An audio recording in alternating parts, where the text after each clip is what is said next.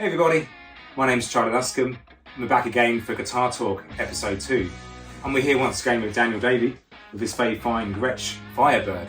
So Daniel, you walk us through what is going on here with this very fine looking piece. Right, well, if you found this video and it was the title that attracted you, no doubt you'll know what this is. This is quite a rare guitar.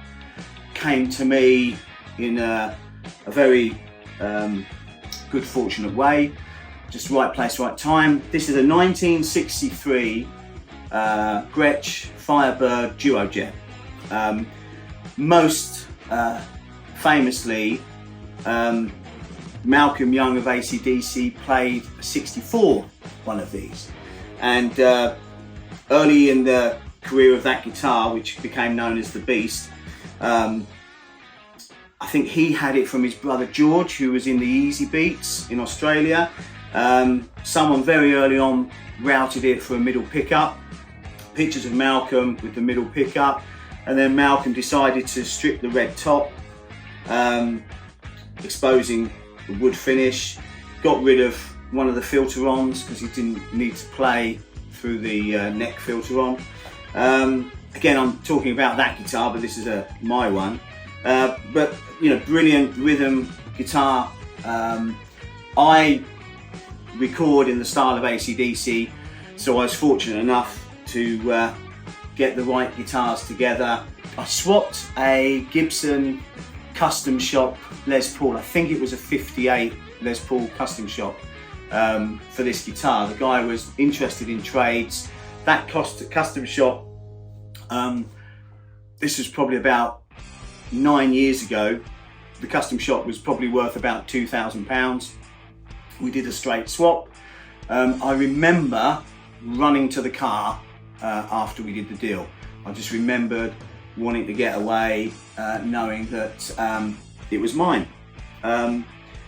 Gretsch recently did a Salute version, American-made copy of Malcolm's. I was lucky enough to play one of those. Really nice guitar in its own status, but obviously this is an original 63.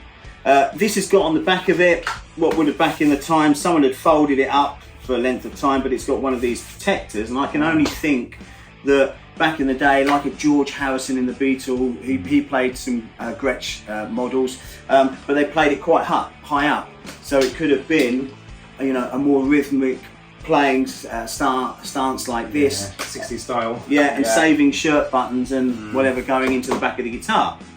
So that's quite nice on it.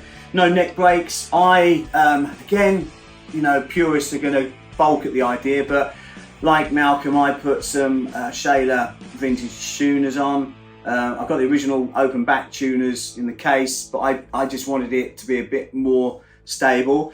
And the other thing that I came up with, and I'm probably going to patent this and earn a fortune from it, is in the day, all of this was quite microphonic when recording. So you picked up, and I did the same, and there's pictures of Malcolm recording with it, with socks stuffed, I hope they were socks, stuffed underneath the strings here to deaden all this out.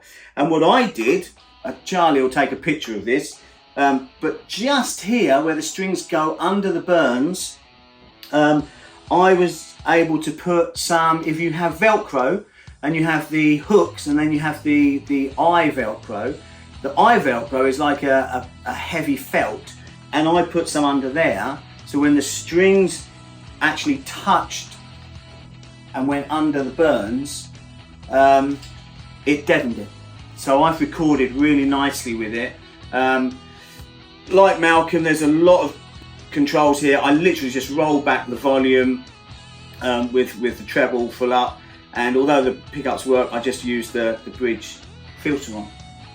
Fantastic. So it's kind of similar to an arch top, the way they put foam or a sock under the strings to stop any kind of unwanted resonance like that. Well, Malcolm changed his to I've got another guitar with a 70s badass bridge, so he posted his bridge down and fitted a badass, and there's pictures of Angus, his brother, did the same thing on one of his SGs when it was coming to the end of its sort of life. So I think the two of them got hooked up to this this idea to take all this out of the equation. So in the 80s especially, Malcolm can be seen with a badass bridge just here. But then I think 90s, certainly 2000 onwards, they restored it back with the Burns tremolo, and he played it to the end of his ability with AC/DC, back with the string. So he probably, for whatever reason, felt that that's what he wanted to do. There's great footage that I've just remembered of Malcolm breaking a string, and he slides his guitar to his Road Tech. He slides it off the stage, probably about 20 foot, puts it down, slides it. So, and then the tech runs on with another guitar, which is the only time I've ever seen. It's some grainy footage from someone's phone, but brilliant because he doesn't break strings. I mean, these are heavy gauge, not as heavy as Malcolm. I think he was playing, I'm not sure what strings he played. I think they were something up at 13s, maybe. I hope they weren't more than that. These are 11s and they're heavy on this. Wow, fabulous. Well, we can't wait to hear it. Would you play us out? Yes, probably an A chord. Thank you very much, Daniel. No problem. Let's do it. Yep.